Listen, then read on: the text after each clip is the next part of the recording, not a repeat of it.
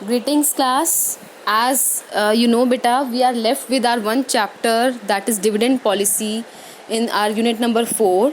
So I'm going to start this chapter through PPTs. After that the numerical part will be covered in the notebook. So the chapter's name is beta dividend policy. What is dividend policy? बेटा इसका दूसरा नाम है dividend decisions. इसका मतलब होता क्या है बेटा? सबसे पहले देखिए क्या होता है. जो बिजनेस के अंदर जब हम इंटरेस्ट के बाद, जैसे हमारा EBIT होता है, earning before interest and tax, after that we pay interest, उसके बाद हम टैक्सेस पे करते हैं. टैक्सेस पे करने के बाद हमारा रह जाता है अर्निंग आफ्टर टैक्स. अब बेटा अर्निंग आफ्टर टैक्स में से सबसे पहले हम प्रेफरेंस शेयर होल्डर्स को डिविडेंड पे करते हैं and after that we use to pay to the equity share holders. तो इक्विटी शेयर होल्डर्स को एट लास्ट जो हम डिविडेंड पे करते हैं, बेसिकली ये चैप्टर उस डिविडेंड से कंसर्न है बेसिकली. ठीक है. तो इसमें क्या रहता है कि हमारे जो टोटल प्रॉफिट्स हैं बिजनेस के, यानी कि जो इक्विटी शेयर होल्डर्स के लिए प्रॉफिट्स हमारे बचते हैं, उसको बेसिकली हम दो पार्ट्स में बांटते हैं. एक होता है रिटेन पार्ट, दूसरा होता है पेड आउट पार्ट. तो रिटेन पार्ट कौन सा है कि कितना बिजनेस में आप प्रॉफिट को रिटेन करके रखते हैं, means total profit is there and out of which you retain some proportion in your business for your further activities or further emergency situations, and the remaining part of the remaining proportion that you use to give to equity shareholders. तो इसका मतलब क्या है? dividend policy refers to that policy which decides that how much profits are to be distributed as dividend to shareholders and how much is to be retained in the business for future activities. तो इसको बोलते हैं बेटा dividend policy.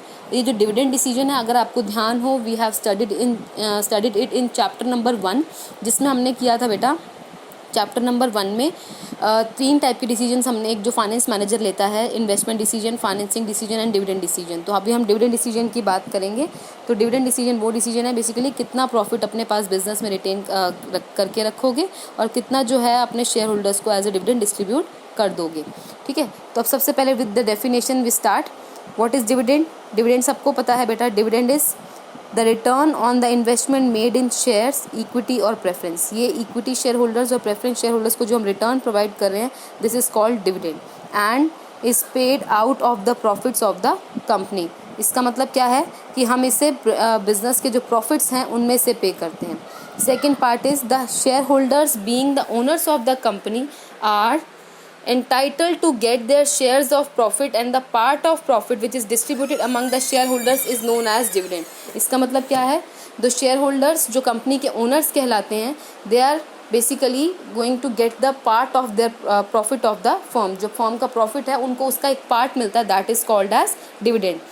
While the rate of dividend in case of preference shares is fixed, the dividend on equity share varies from year to year. ये बात आप सबको पता है कि जैसे प्रेफरेंस शेयर होल्डर्स का जो डिविडेंड होता है दैट इज ऑलवेज फिक्स, उसकी एक परसेंटेज फिक्स होती है. But in equity share holders का जो डिविडेंड होता है that is not fix, that use to vary year to year. Next is dividend rate is use for valuation of share and is an indicator of performance of the company. आपको पता है बेटा, जब भी हम equity shares की valuation करते हैं, वैल्यूएशन का मतलब क्या है कि जब भी हम एक इक्विटी शेयर का प्राइस, एक्चुअल इसकी ट्रू वैल्यू क्या है, उसकी फेयर वैल्यू निकालते हैं ना, इक्विटी शेयर के प्राइजेस की जो इक्विटी शेयर के जो प्राइस निकालते हैं या जो उसकी फेयर वैल्यू क्या होगी वो निकालते हैं.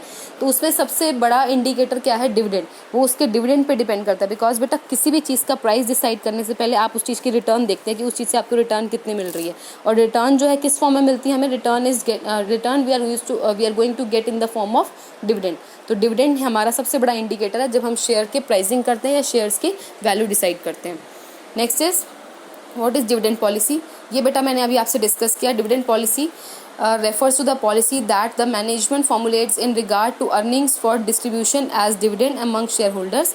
It is not merely concerned with dividend to be paid in 1 year, but it is concerned with the continuous course of action to be followed over the period of several years. Dividend decision जो है, जैसे हमने भी बताया कि profits, कितने part of profits will be distributed as dividend and how much amount of profit will be retain in the business. एक तो पहली बार डिविडेंड पॉलिसी ये है. प्लस डिविडेंड पॉलिसी का ये कहा गया बेटा कि ये कंटिन्यूस प्रोसेस है. We are not only going to discuss only of 1 year dividend policy, we are going to discuss it for continuous period. ये कंटिन्यूसली पे किया जाता है और कंटिन्यूसली इसकी वैल्यूएशन, कंटिन्यूसली जो है डिविडेंड जो है कितना पे किया जाएगा, इसका कंटिन्यूस कोर्स ऑफ एक्शन है basically. For several years we are going to determine it. ठीक है. Next is factors affecting dividend policy. बेटा ये इंपॉर्टेंट क्वेश्चन हो सकता है from exam point of view.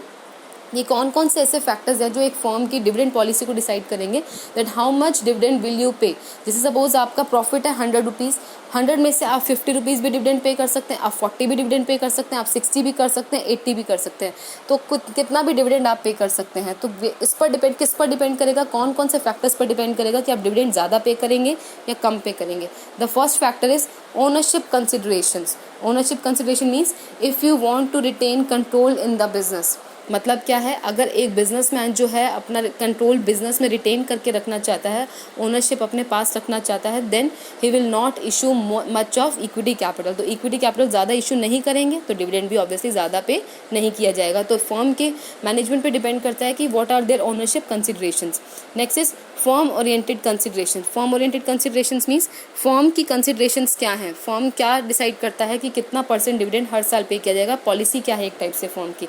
Next is nature of business. Business का nature कैसा है, अगर बिजनेस का नेचर ऐसा है कि कंटिन्यूस इनकम होती है इन द फॉर्म ऑफ प्रॉफिट तो आप कंटिन्यूसली डिविडेंड पे कर सकते हैं। If you don't have continuous income in form of profits तो आप डिविडेंड कंटिन्यूसली पे नहीं कर सकते।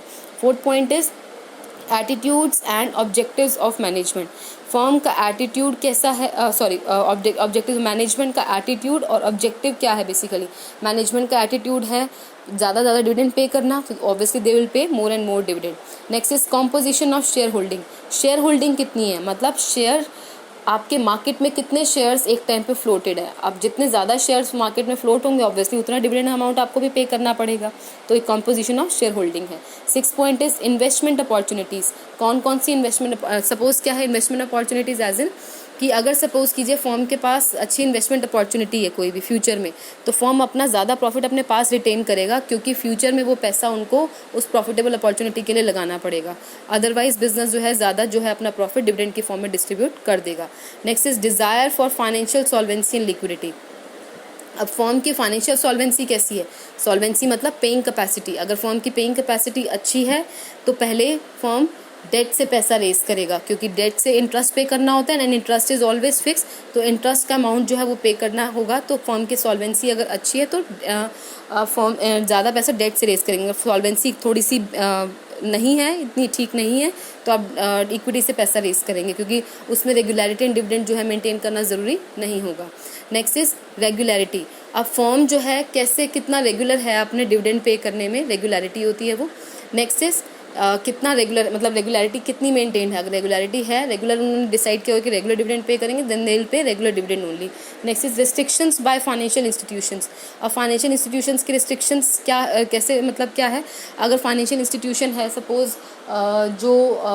सपोज ये जिसने आपको लोन दिया है, कोई एक बैंक है जिसने आपको लोन दिया है, तो ये अगर बैंक भी रेस्ट्रिक्शन लगा सकता है कि that there is no need to pay dividend, क्योंकि हो सकता है फाइनेंशियल इंस्टीट्यूशंस को आपने जो भी बेसिकली जब आप लोन लेते हैं बेटा तो उसके लिए बहुत सारी कंडीशंस होती हैं, तो फाइनेंशियल इंस्टीट्यूशंस भी अपनी कंडीशंस रख सकते हैं। Next is inflation. इन्फ्लेशन कितनी है, प्राइजेस कितने हाई हैं मार्केट में, तो उसके ऊपर भी डिपेंड करता है कि आप डिविडेंड पे करेंगे कि नहीं पे करेंगे, क्योंकि inflation in the stock market also depends कि अगर मार्केट में इन्फ्लेशन ज़्यादा है तो प्राइजेस भी शेयर्स के अप होंगे, शेयर के प्राइजेस अप होंगे तो ऑब्वियसली आप देखेंगे कि आपको डिविडेंड पे करना है या नहीं पे करना है। Next is other factors. Other factors क्या हो सकते हैं, age of the company, company कितनी पुरानी है, the demand for capital expenditure और मनी सप्लाई।